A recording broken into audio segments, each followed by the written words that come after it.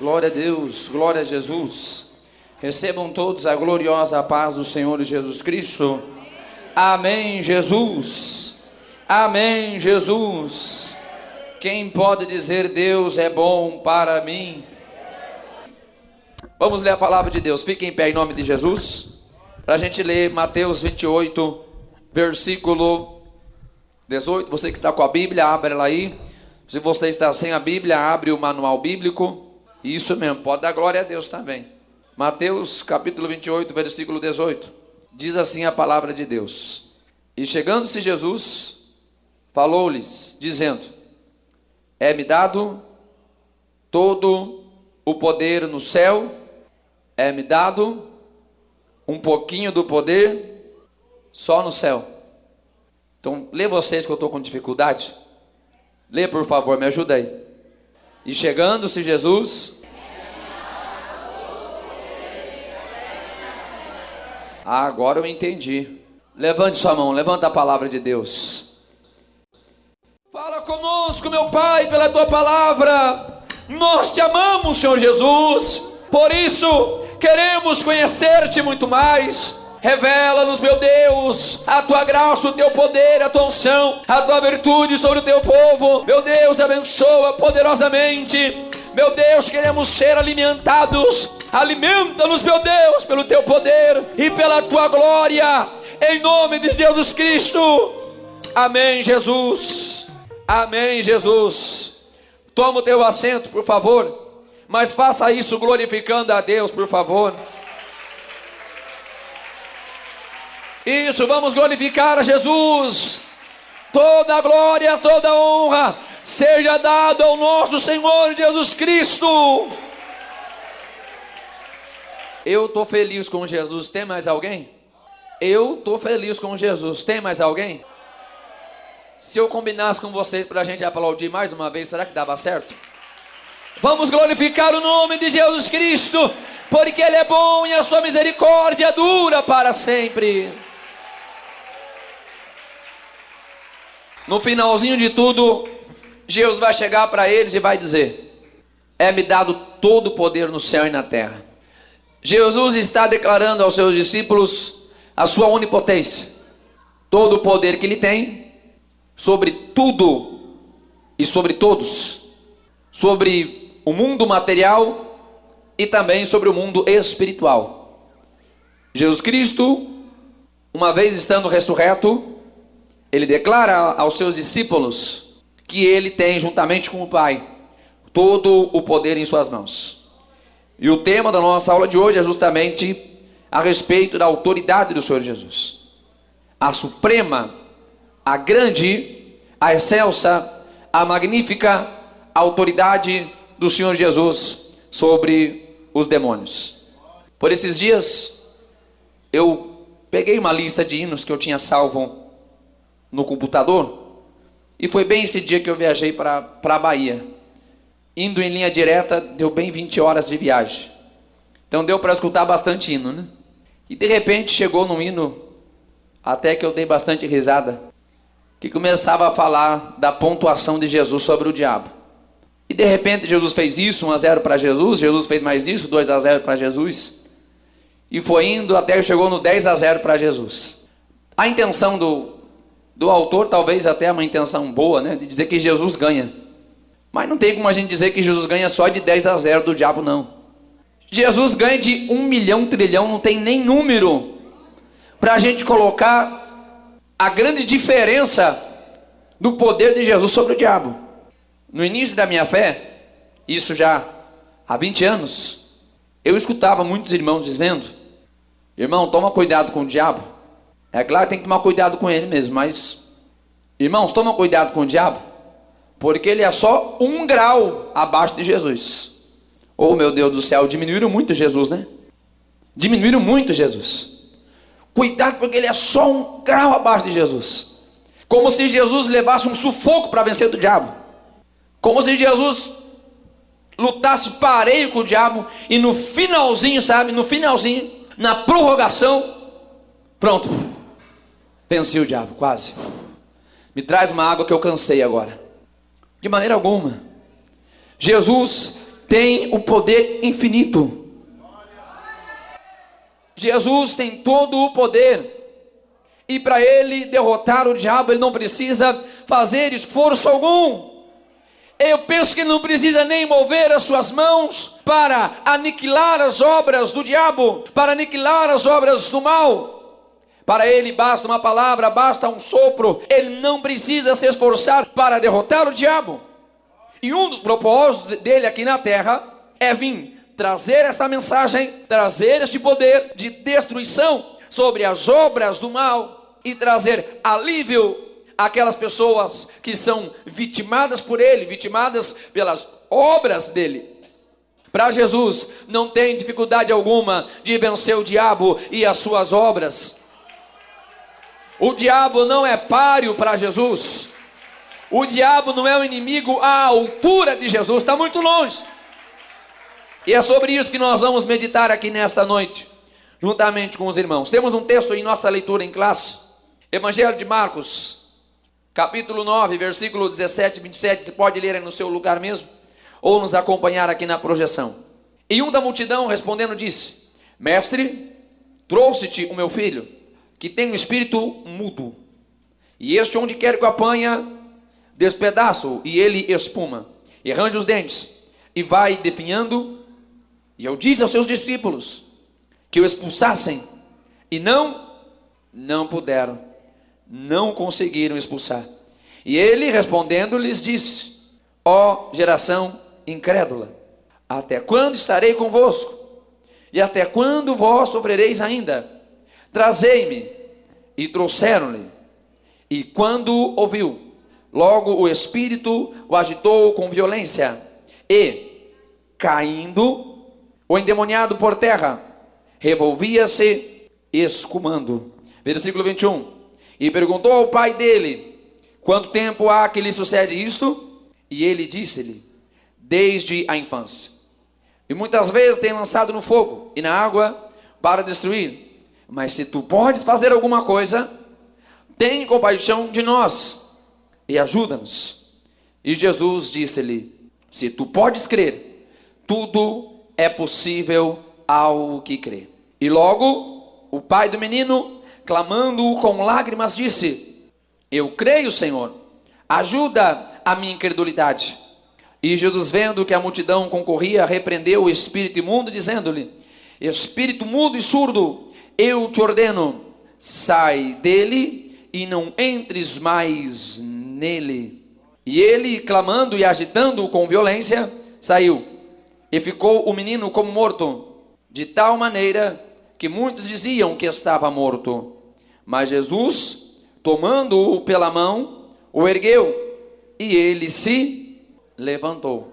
Presta atenção, existe um cenário aqui que a gente vai estudar ele durante a nossa aula. Os discípulos passaram apuro, não conseguiram expulsar aquele demônio. E a gente vai falar um pouquinho hoje sobre a autoridade de Jesus e a fonte dessa autoridade também para nós, como discípulos de Jesus. Em algumas traduções, este menino é chamado de o lunático.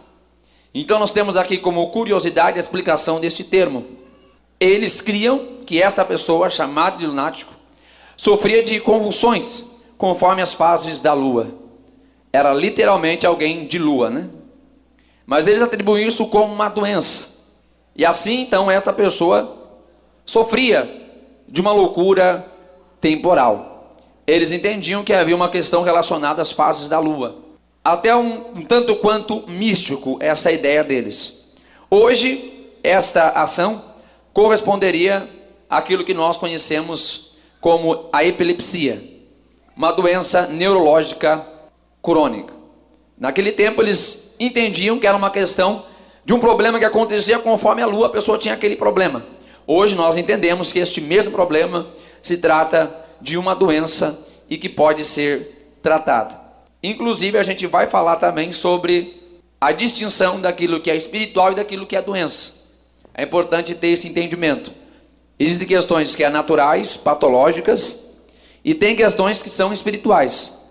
É uma linha bastante tênua, né? Bastante difícil para a gente delimitar, mas a gente tem que ter o entendimento. Para quem nós precisamos de autoridade hoje? A resposta é muito simples. O que é autoridade? É o poder assentado sobre a legitimidade. É aquele que exerce poder por ser alguém legítimo para aquilo. É a expressão do poder de alguém que tem legitimidade para usar o poder. Não é simples o poder pelo poder, mas alguém que é digno de usar aquele poder. A autoridade. Jesus, ele tinha toda a autoridade. Não precisava pedir para o Pai ajudar ele para curar alguém ou para libertar um espírito imundo. Ele tinha autoridade, ele mesmo repreendia, pelo seu próprio poder que repousava sobre ele. Ele era possuidor da autoridade divina. Nós não somos donos da autoridade, como Jesus o era. Nós recebemos a autoridade que vem de Jesus. No entanto, que nós sempre usamos a expressão em nome de, saia demônio em nome de, se repreendemos enfermidades em nome de, é tudo na legitimidade dele, porque ele tem autoridade para isso. O nome dele tem esse poder, nós não temos. Não é pela nossa palavra que nós o repreendemos. Nossa palavra não tem autoridade. Jesus Cristo, sim, sob o nome dele nós podemos utilizar desta autoridade. Mais alguns detalhes que a gente vai observar dentro dessa questão. Os discípulos estavam encarregados de fazer a obra de Cristo. Jesus não estava ali naquele momento, quando o pai do menino se levanta no meio da multidão para pedir que se orasse em favor do seu filho. Não sei onde Jesus estava, mas uma coisa nós sabemos: todo discípulo de Jesus é um representante de Jesus. Jesus estava ali, mas os seus discípulos estavam. E estavam encarregados de fazer a obra de Jesus. Presta atenção, eu e você, como discípulos de Jesus, nós temos a incumbência de fazer a obra de Jesus.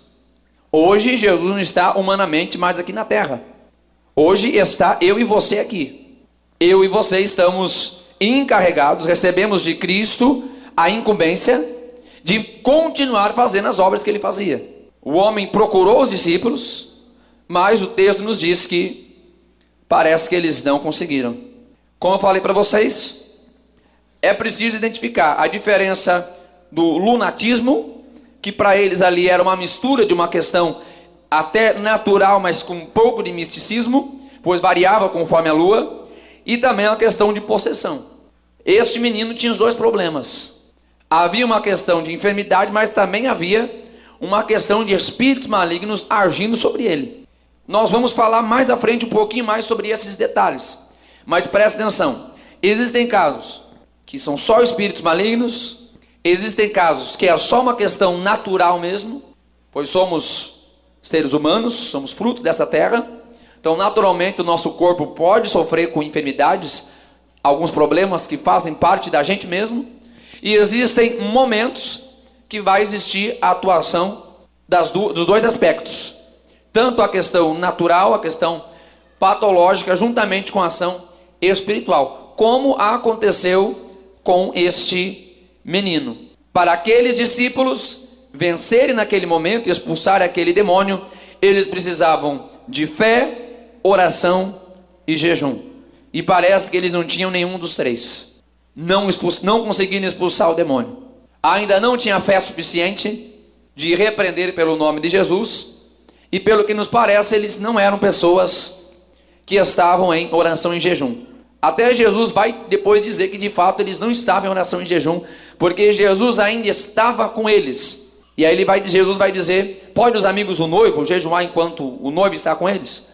Então o próprio Jesus bem sabia que eles estavam com Jesus, mas não tinham essa consagração a Deus. E quando eles precisaram, passaram apuros. Tópico de número 1. Necessitando de poder. Será que é preciso mesmo? Será que a gente precisa de poder de Deus? Os discípulos saíram envergonhados, porque o pai foi procurar os discípulos, porque no entendimento dele era: se esses homens andam com Jesus, eles vão fazer o que Jesus faz também. Justamente o que eu disse, como discípulos de Jesus, nós temos que reproduzir o que Jesus fazia. E eu fico muito preocupado muitas vezes ao identificar a nossa vida cristã como simplesmente receptores dentro do reino de Deus. Uma vez que nós conhecemos a Cristo, o próximo passo é se tornar discípulo. E uma marca essencial, fundamental do discípulo, é que ele reproduz o seu mestre. Tanto na aparência, ele se parece com o seu mestre, quanto também na atividade, nas obras. Aquele homem esperava que os homens que andavam com Jesus também fariam o que Jesus fazia. Não é de se espantar que é justamente o que o mundo pensa de nós. Quando o mundo vê a gente dizendo que somos crentes, colocando a Bíblia debaixo do braço e estando numa igreja, eles pensam justamente sobre nós. Ali vai um representante de Deus, ali vai um representante do reino. Por isso que talvez já aconteceu com você, alguém chegar para você e diz: ora pelo meu filho, ora por mim. Aí o que você faz? Você ora ou diz: não, vou pedir para o pastor orar? O pastor pode orar também? Com toda certeza, pode trazer que a gente vai orar por todo mundo. Mas se alguém te procurar, vai na minha casa, preciso que você ore por mim, tem um demônio aqui, expulsa. Não, esse negócio é só com o pastor. Nós somos representantes de Jesus. Jesus diz: vocês vão fazer obras ainda maiores do que eu fiz. E é claro que é difícil fazer obra maior no aspecto da dimensão do milagre em si, mas Jesus está dizendo: vocês vão fazer muito mais. Se você olhar na Bíblia Sagrada e ver que eu repreendi 5 demônios, vocês vão ter que repreender 10. Se vocês olhar na Bíblia Sagrada e ver que eu curei 20 pessoas, vocês vão ter que orar pelo menos por 40. Vocês vão fazer muito mais do que eu. Aí fica a pergunta para a gente refletir: o quanto nós temos produzido dentro do reino de Deus? Ou será que a gente é somente receptores? Está me entendendo? A gente só recebe dentro do reino, só recebe. Na verdade, nós somos chamados para produzir, para trabalhar, para fazer. O poder de Deus está sobre os seus discípulos também. Eu e você somos discípulos de Jesus, mas naquele momento não puderam expulsar e passaram vergonha. Passaram vergonha, porque ainda não tinham fé.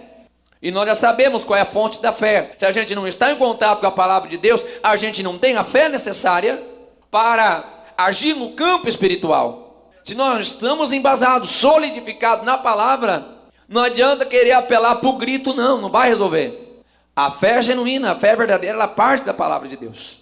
Havia um despreparo naqueles homens, pois Jesus disse: vocês querem expulsar demônio como? Se vocês não oram, se vocês não jejuam, não vai conseguir expulsar não. Faltava o preparo espiritual, por isso passaram vergonha. Em terceiro lugar, a autoconfiança. Aqueles homens sabiam que a vida deles não estava lá aquelas coisas não, mas mesmo assim foram se intrometer, de tentar expulsar aquele demônio. A impressão que nós temos é que aqueles discípulos queriam muito mais causar uma impressão para aquele povo, para dizer: tá vendo, vou mostrar para vocês que eu expulso demônios, do que a compaixão por aquela alma que estava ali. Quando nós oramos por libertação na igreja, o objetivo jamais é trazer um impressionismo, para dizer: olha como aqui a gente derruba 10, 20, 15 demônios uma vez só. O objetivo é a compaixão com aquela alma que está sendo perturbada pelo diabo. Por isso nós oramos e repreendemos espíritos malignos. Mas a impressão que temos daqueles discípulos, como também parece que tem alguns hoje em dia também, que querem se aproveitar dessas pessoas que estão escravas do diabo para ficar fazendo show dentro da igreja. Isso não acontece não, né? Se aproveitando de uma pessoa que é uma vítima do diabo para ficar fazendo maracutaia, para ficar sustentando heresia, para ficar sustentando um engano dentro da igreja. Parece que eram aqueles discípulos, pois eles não estavam preparados e foram se intrometer, passaram vergonha. Quando nós oramos por quem quer que seja, seja por um enfermo que precisa da cura, ou por alguém que está em possessão demoníaca, a nossa visão é de compaixão daquela vida, e o que nós queremos é que ela seja liberta por Cristo. Este é o nosso motivo, porque nós oramos por aqueles que necessitam, não é para se aparecer. Havia um outro problema: o pai do menino também não tinha fé, pois ele mesmo vai dizer: Senhor, ajude na minha incredulidade. Era um outro problema. Nem sempre que existe um pedido, o pedido é feito com fé. Por isso que Jesus vai dizer: tudo que me pedires, crendo recebereis. Porque é possível alguém pedir sem ter fé, sabia disso? Nem sempre que se ora com fé, às vezes pediu por um desses três motivos. Pode ser que alguém pediu só porque é o último recurso, aí vai dizer assim, vamos ver o que dá nesse aqui, né? Tá entendendo? Vamos ver o que dá. A mulher do fluxo de sangue está indo para o último recurso, mas ela está indo com fé.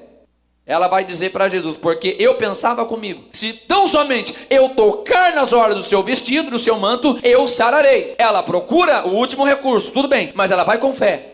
Não é na tentativa do acerto e do erro. Vamos ver o que vai dar? Eu acho que vai ser mais um? Não.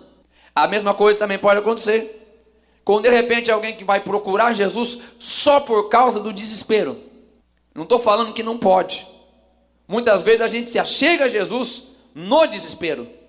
Mas o que nos aproxima da ação de Deus sobre nós é a nossa fé.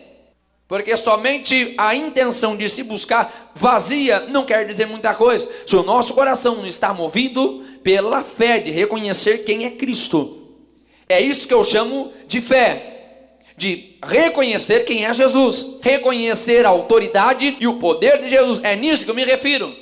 Pois aquele homem está procurando Jesus, está desesperado com o seu filho, mas ainda não tem fé, ainda tem dúvida no seu coração. Jesus vai dizer, se você crer, tudo é possível. Jesus não tem compaixão? Jesus tem, mas Jesus está dizendo, se você não ter fé, eu não vou curar o seu filho. Você precisa crer que eu sou filho de Deus. Você precisa crer que eu sou enviado para salvar e libertar. Você precisa crer quem eu sou. Pois eu não quero operar milagre somente por operar. Eu quero operar o milagre para que você creia quem eu sou, o enviado de Deus para salvar a humanidade. E aquele homem reconhece, Senhor, eu até creio, mas me ajuda na minha incredulidade. Ele reconheceu que estava duvidando. Era o último recurso, estava em desespero, mas ainda estava duvidando. E tem um terceiro caso que também acontece. Às vezes só para desafiar. Deixa eu ver se esse pregador é de Deus mesmo. A nossa fé deve estar somente em Deus. Seja o pregador A, o pregador B, o pregador C. Mas quem opera o milagre sempre é Deus. Toda honra e toda glória seja dada a Deus. Se nós orarmos aqui com a igreja e um morto ressuscitar, a glória é de Deus. Se orarmos e 20 pessoas forem libertas de espíritos malignos, toda a glória ela é de Deus. Então o mérito não vai para ninguém, não precisa desafiar a ninguém. Jesus opera pelo contexto da igreja. Existe uma igreja que consagra, uma igreja que ora, um povo que busca, um povo que tem fé, e é nesse meio que Jesus opera as suas maravilhas. Se não for pela fé, nada acontece. Presta atenção, Jesus repreendeu os seus discípulos, porque eles não estavam preparados para cumprir a missão. Que eu e você possamos entender que é necessário buscarmos o poder de Deus e o revestimento. O poder de Deus é o que nós usamos para atuar no reino. E o revestimento é o que nós temos para nos defender nos combates espirituais. Porque não pense você que você vai cutucar o diabo e ele vai ficar quietinho. É literalmente cutucar a onça com a vara curta. Não pense que você vai mexer com o império do diabo e ele vai ficar de boa. Você vai comprar briga com o inferno, vai. Então precisamos do poder, mas também do revestimento. Por isso Paulo vai dizer lá em Efésios 6:10, a respeito das armaduras espirituais. Portanto, meus irmãos, tomai sobre vós toda a armadura de Deus, para que depois de ter feito tudo, possais estar firmes. Porque você vai entrar em combate, vai entrar em luta, você vai estar atacando o diabo. Mas tem que estar preparado, porque de lá vai vir também, está me entendendo? Você vai dar, mas de repente vai levar também, tem que estar preparado.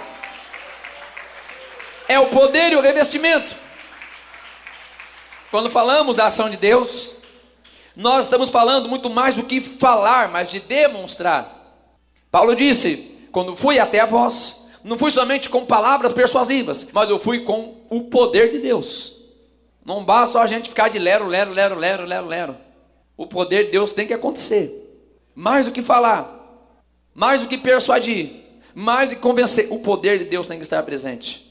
Em meio àquela situação, os discípulos despreparados, o pai com dúvida, uma multidão murmurando, né? que esses também sempre estão pelo meio, mas ali no meio de tudo isso, havia alguém precisando de libertação. E Jesus vai se achegar ali naquele momento. E Jesus vai se informar o que está acontecendo. Aí eu pergunto, será que Jesus não faria nada ao ter conhecimento do caso? Será que Jesus vai se informar sobre o problema somente para ficar sabendo? Jesus chega ali e se informa do problema, porque ele é alguém que está preocupado em resolver. Aí eu pergunto para mim e para você, o que nós fazemos ao saber que alguém está precisando? Ao saber que existe alguém que é vítima do diabo? Ao saber que alguém está enfermo e precisa de oração? Ao saber que alguém está debaixo de um problema ou debaixo de alguma ação maligna, qual é a nossa atitude? Jesus se informa porque ele está preocupado em ajudar. Muitas vezes a gente não faz nem questão de se informar, já para não ter a responsabilidade de ajudar, né? Muitas vezes a gente deixa entrar por esse, sair por esse, para a gente ficar com a consciência mais tranquila, né? E aí não vai ter muita preocupação de ter que ajudar alguém, de ter que orar por alguém, de ter que interceder por alguém. Jesus não era assim. Tópico de número 2, Cristo demonstrando o seu poder. O povo estava incrédulo. O povo também estava duvidando, porque até depois que Jesus curou e libertou aquele menino, ainda eles estavam dizendo que o menino estava morto. É importante haver fé por parte de todos. Quando existe fé por parte de toda a igreja, acontece muito mais milagres. Presta atenção, é claro que existe uma responsabilidade sobre os ministros de Deus, não posso tirar essa responsabilidade.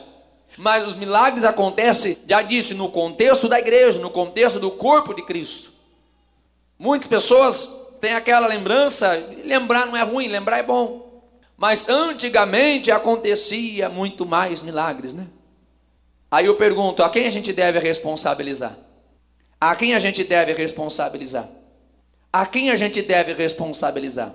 A gente vai responder isso para a gente mesmo. Os milagres acontecem no contexto de igreja.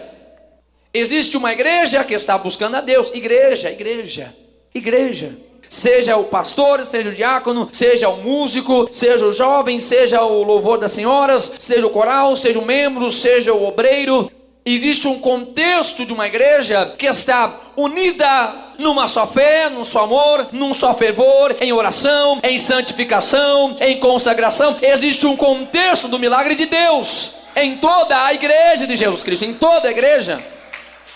Começa no púlpito, mas passa por toda a igreja. E se nós queremos viver um tempo de milagres, isso depende de toda a igreja de Jesus Cristo.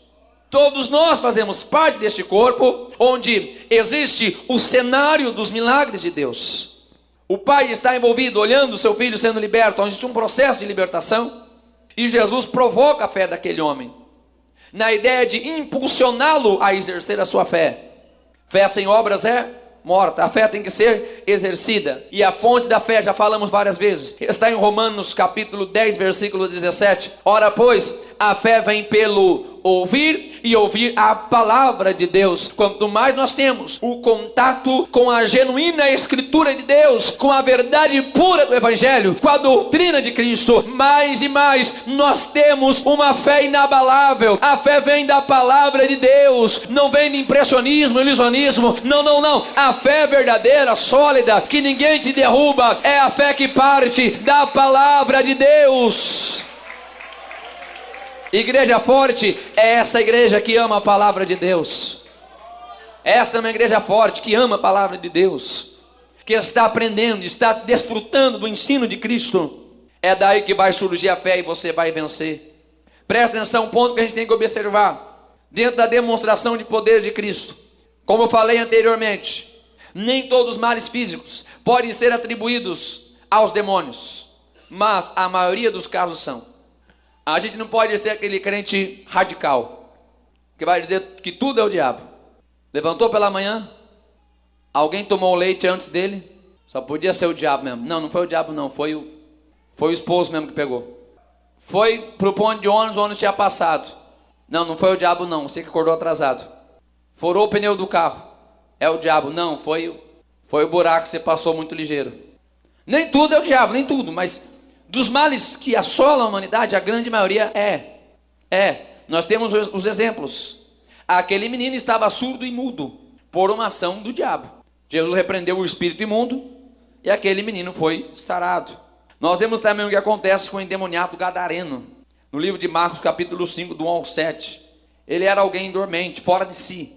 Jesus expulsa o demônio e ele fica normal. Uma mulher que estava 18 anos encurvada, talvez com bico de papagaio, um reumatismo. Lucas 13, versículo 10 ao 17. 18 anos encurvada. Jesus repreende o espírito maligno e ela volta a andar normalmente. Então existem muitos males, até inclusive enfermidades, que são provenientes de espíritos malignos. Mas como eu disse, nem todas se deve atribuir. Algo muito importante a gente entender é que não se deve subestimar as forças do mal. Não podemos supervalorizar, como aqueles crentes que eu falei para vocês, que dizia que o diabo era só 0,5% mais fraco que Jesus, que dava um suador danado para Jesus vencer dele, mas também não pode ignorar não, e brincar com as forças espirituais. Paulo vai dizer isso na segunda epístola aos Coríntios: não ignoreis os seus ardis. Eu já contei aqui para vocês, aquele irmão, inclusive era obreiro, ele via brincando com o diabo, dizia que ia pegar o diabo pelo chifre, dizia que o diabo tinha que aparecer para ele, que ele queria dar um soco no diabo. Outro dia que ele estava distraído, foi o diabo que achou ele, desviou da casa de Deus, desviou da presença de Deus, e o diabo fez miséria na vida dele. Então a gente não tem medo nenhum, a gente tem a autoridade de Cristo em nós, mas também não é para brincar, pois é um reino espiritual.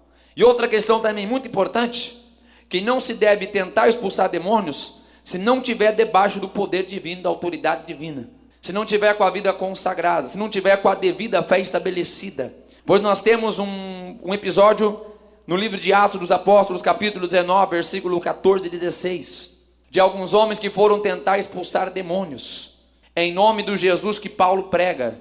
E aqueles demônios zombaram da cara daqueles homens, e falaram: olha, eu sei quem é o Paulo, conheço, gente boa, gente fina, camarada de Deus. E eu sei também quem é o Jesus que ele prega. O nome dele é poderoso. Mas agora vocês quem são? A Bíblia fala que aqueles homens saíram nus. Os demônios se apossaram deles, eles saíram nus. Então o reino espiritual não dá para brincar não. A gente tem que estar preparado. Não, a gente não tem medo, a gente tem que estar preparado. Oração, jejum, consagração, vigilância, fé, para guerrear no reino espiritual. Já falei, somos discípulos de Jesus e ele nos chama para combater o inferno. Mas se não estiver preparado, não cutuca. Porque eu já vi gente passar vergonha com o demônio. Já vi. De repente acontecem umas coisas esquisitas. Não dá para a gente falar tudo, o tempo não cabe aqui. Mas eu já vi, talvez você já viu também, falando daquilo que é espírito mesmo, né? Não estou falando de gente que se disfarça de endemoniado. Aí você dá um beliscão. Ai! Tem esse também, né? Faz de conta para causar alguma coisa, né? Outro dia disse que tem até um demônio pedindo a carteirinha aí, né? Então isso aí não é demônio, não estou falando desse caso. Mas estou falando de demônio que é demônio mesmo, demônio que é ação demoníaca. Então não brinca, a coisa é séria mesmo. Preste atenção, tópico número 3, recebendo o poder. Como é que a gente faz isso? Jesus é o próprio poder, é isso que a gente lê em 1 Coríntios, capítulo 1, versículo 24. Ele é o poder, ele é o verbo é ação. Lembra das 10 classes gramaticais? Verbo é ação. Jesus é o verbo, é dele mesmo que emana este poder. O Espírito só pairava sobre as águas, até que chegou a palavra, haja, Cristo é a palavra, e ouve. Então Jesus é o próprio poder. Se você está com Cristo, você está com o poder. E é Ele também quem concede esse poder. Evangelho de Lucas, capítulo 10, versículo 17 ao 19. Jesus está enviando seus discípulos para que eles expulsem os demônios e curem os enfermos. E o engraçado é que eles chegaram todos admirados. Senhor, em teu nome, até os espíritos nos submetem. Esse é aqueles crentes que pensam que o diabo é só um pouquinho mais fraco que Jesus. Senhor, até os demônios, como se os demônios fossem grande coisa, né? Jesus disse, vocês estão por fora, eu vi o diabo caindo do céu como um raio de luz. Eu estava acima dele já faz muito tempo. Mas eis que eu vos dou poder. Eis que eu vos dou autoridade. Então Jesus é a fonte, é dele que vem o poder. Não é da nossa intelectualidade, da nossa inteligência, não é porque a gente é um crente legalzinho, bonitinho, não. Vem de Cristo, Ele é fonte, é Ele que dá poder. Está com falta de poder de Deus? Pode aplaudir a Jesus, isso. Está com falta do poder de Deus? Está aqui os 3 passos. Primeiro, peça a Jesus, porque é Ele que vai dar o poder.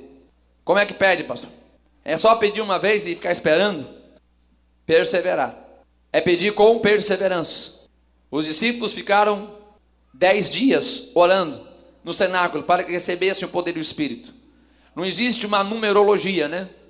Que eu vou dizer para vocês, se você orar 21 dias, ler 3 Salmo 21 cada dia, dá 3 pulinhos e 2 cambalhotas, você vai receber. Não tem mandinga para isso.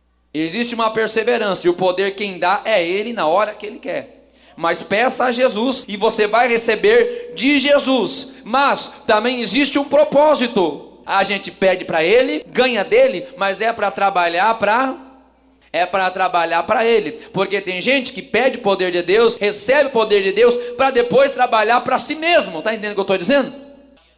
Tem gente que entendeu. Tem gente que tem o poder de Deus, mas não usa para o reino de Deus. Não usa para o reino dos céus.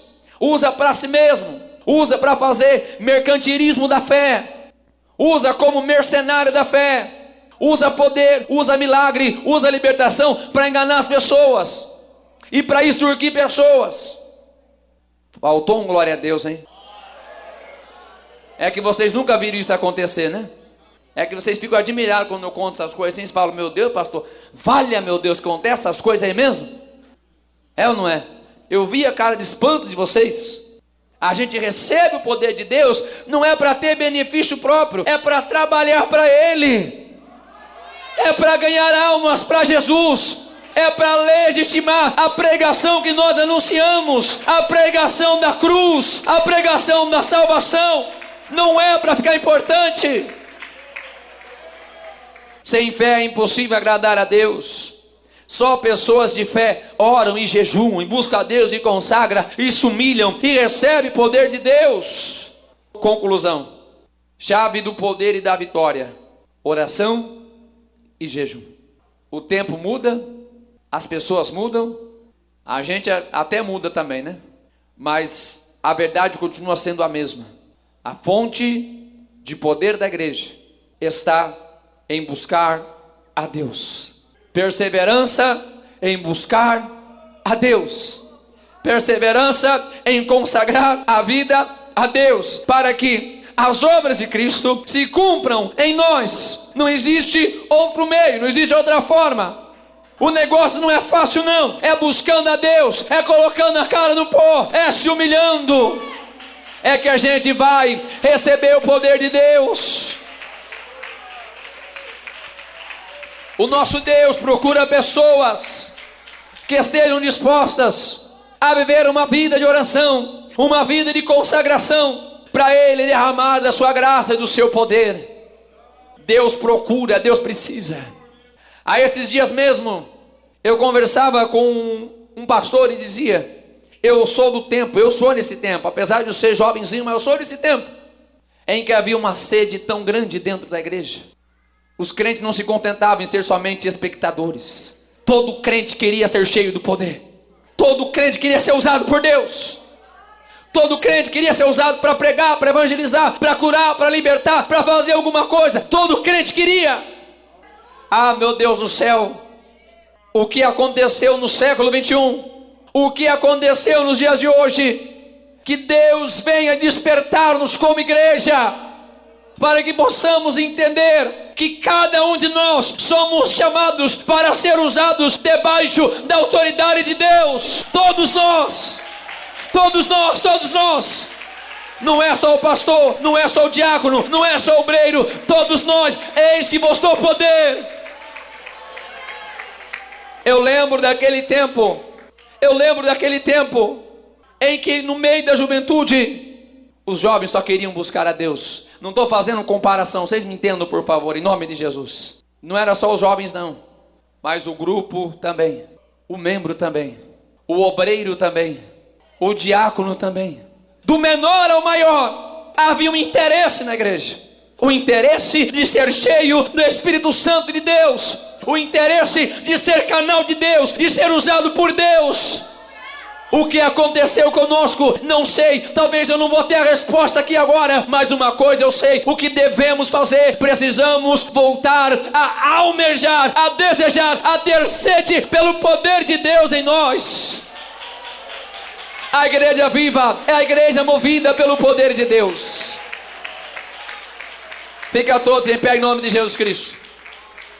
A hora já não nos espera. Eis que vos dou o poder. Cristo tem a autoridade, e Ele dá sobre os seus discípulos a autoridade para repreender espíritos malignos. A partir de hoje, quando alguém me falar para você que está com dor de cabeça, você não vai oferecer o paracetamol. Você vai dizer: deixa eu botar a mão na tua cabeça, pá, sai. Não que não pode tomar remédio para dor de cabeça, mas você vai estar numa fé tão grande. Você vai estar... Aí depois dá o remedinho também, né? Mas Jesus vai usar você. Jesus quer usar você. Jesus quer usar você. Jesus quer usar você. Jesus quer usar você. Jesus quer usar você. Outro dia eu acho que foi o senhor que me disse, de um dia que a banda estava tocando e começou gente a ser curada. Não foi que aconteceu isso não? Mas está com muito tempo, né? Mas Jesus quer fazer isso de novo. Jesus quer fazer isso de novo. Já ressuscitou morto aqui no Ceará. Jesus quer fazer de novo. E pode ser através da tua vida. Pode ser através de você. Levante as mãos. Levante as mãos. Nós precisamos receber este poder de Deus em nossa vida. Ele é o mesmo e não mudou. Ele é o mesmo e não mudou. Ele é o mesmo e não mudou. Ele é o mesmo e não mudou. Eu gostaria de perguntar aqui nesta noite, se alguém que você ainda não entregou a sua vida a Jesus. Existe uma oportunidade maravilhosa para você entregar-se a Cristo aqui hoje. E também ser usado por Deus para ganhar almas, para repreender enfermidades, para repreender demônios. Se alguém que você está afastado do Evangelho, levante a mão e venha para Cristo hoje. Ele quer usar a tua vida. Se alguém que você ainda não aceitou a Jesus, levante a mão e venha à frente. Se alguém que está afastado, eu quero te convidar, venha à frente. Venha a Cristo, venha a Deus, entregue-se a Cristo. Ele quer encher você da sua graça, do seu poder, do seu espírito. Ele quer levantar você para destruir as obras do mal. Foi para isso que Ele veio. Foi para isso que Ele veio. Foi para isso que Ele veio. Para nos dar poder. A autoridade está sobre Cristo. Ele é a fonte da autoridade.